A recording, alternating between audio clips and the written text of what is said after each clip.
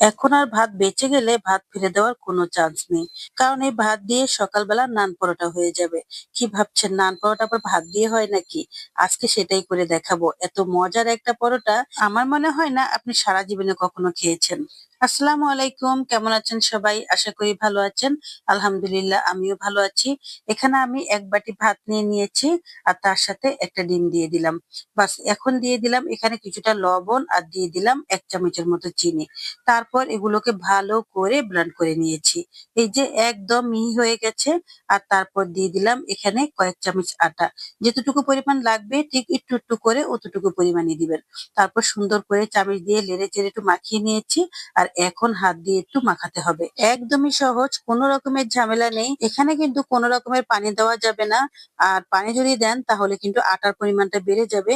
এতে করে খেতে একদমই ভালো লাগবে না। একদমই নান পরোটার মতো হবে না। তো যাই হোক এখন আমি যে ডিমটা দিয়েছি এই ডিমটার কারণেই কিন্তু এই ডোটা খুব সুন্দর হয়েছে।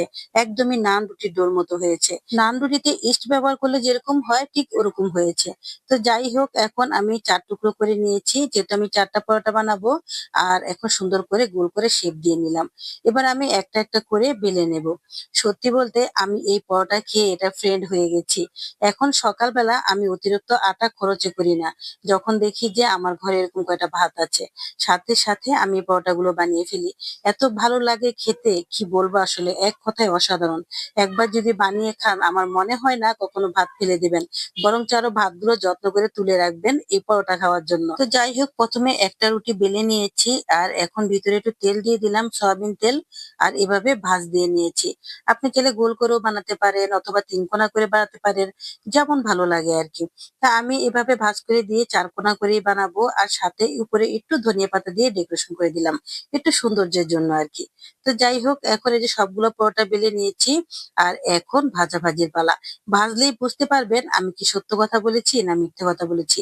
তার জন্য আপনার পুরো ভিডিওটা দেখতে হবে। দেখলেই বুঝতে পারবেন। এই তো দেখেন ভেজে নিচ্ছি দেখেছেন? একদমই নান পরোটার মতো হয়ে গেছে। কি মিথ্যে বলেছি? কেমন লাগছে দেখেন তো? খুবই ভালো লাগছে না? আর এরকম মোটা, মোটা হয়েছে একদম ফুলে মোটা হয়ে গেছে। শীতকালে কেউই ঠান্ডা ভাত খেতে চায় না। সবাই বলে যে গরম ভাত দাও। তো এই ঠান্ডা ভাতগুলো কোথায় যাবে? এই ঠান্ডা ভাতগুলো এভাবে পরোটা বানিয়ে দেবেন। দেখবেন বাচ্চারা মজা, মজা করে খাবে। প্রতিদিনই তারা বলবে যে এমন পরোটা আবার বানিয়ে দাও। এই বেঁচে যাওয়া ঠান্ডা ভাত নিয়ে স্বামী-স্ত্রীর মাঝে অনেক সময় ঝগড়া হয়ে যায়। এই শীতে ঠান্ডা ভাত কে বা খেতে চায় বলেন? তো যাই হোক এখন আমি এই পরোটাগুলো যেভাবে বানিয়েছি অবশ্যই আপনারাও এই ভাত দিয়ে এভাবে পরোটা বানিয়ে আপনার হাসব্যান্ডকে খাওয়াবেন। দেখবেন ওরা কত খুশি হবে। আপনাকে অনেক সাশ্রয়ী ভাববে। আচ্ছা এবার বলেন তো পরোটাগুলো কেমন হয়েছে? আপনি কি বুঝতে পারছেন এটা ভাতের পরোটা? কখনো বুঝতে পারবেন না। মেহমান আসলে দিলেও বুঝতে পারবেন না। উনারা সবাই মজা, মজা করে খেয়ে নেবে।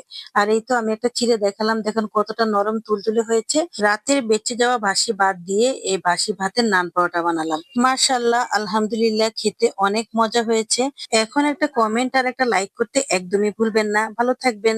আবার দেখা হবে পরবর্তী ব্লগে। আল্লাহ হাফেজ।